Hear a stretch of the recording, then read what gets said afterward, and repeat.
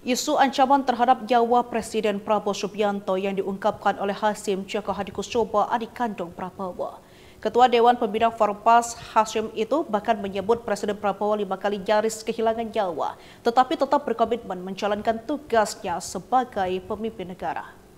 Hal itu diungkapkannya dalam sebuah acara di Auditorium Abdul Rahman Saleh, RRI Jakarta pada Senin 3 Februari 2024. Menurut Hasyim, pengalaman itu justru semakin menguatkan tekad Presiden Prabowo dalam memimpin Indonesia. Hasyim menambahkan bahwa Prabowo sudah terbiasa menghadapi kondisi berbahaya sejak masih aktif di dunia militer. Ia bahkan mengungkapkan bahwa kakaknya telah mengalami 5 kejadian yang hampir merenggut nyawanya selama bertugas sebagai prajurit. Menurut Hasyim, berbagai program pemerintah seperti makan bergizi gratis dan pembangunan perubahan harus dikawasi dengan ketat. Ia menilai komitmen Presiden Prabowo dalam memerangi korupsi bisa menjadi ancaman bagi pihak-pihak tertentu. Kalau tidak, percayalah, saya akan bersihkan aparat Republik Indonesia. Saya dalam minggu-minggu ini, bulan-bulan ini, saya dalam rangka memberi, apa istilahnya tuh, memberi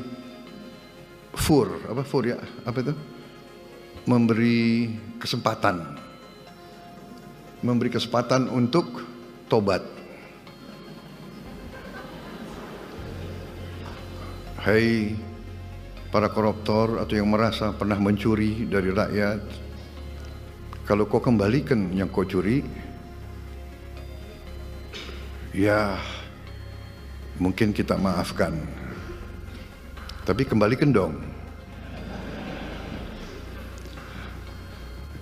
Nanti kita beri kesempatan, cara mengembalikannya bisa diam-diam supaya nggak ketahuan. Mengembalikan loh ya, tapi kembalikan. Kemudian, hai kalian-kalian yang sudah terima fasilitas dari bangsa negara, bayarlah kewajibanmu. Ya.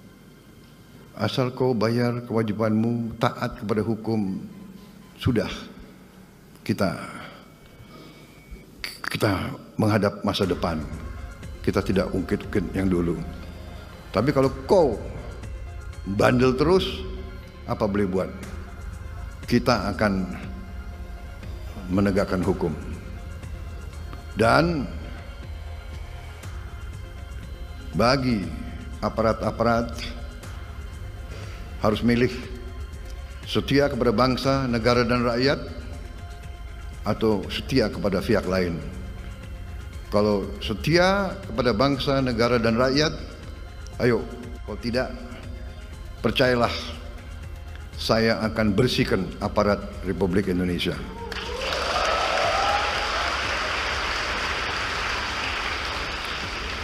Dan saya yakin dan percaya rakyat Indonesia berada di belakang saya, saudara-saudara sekalian.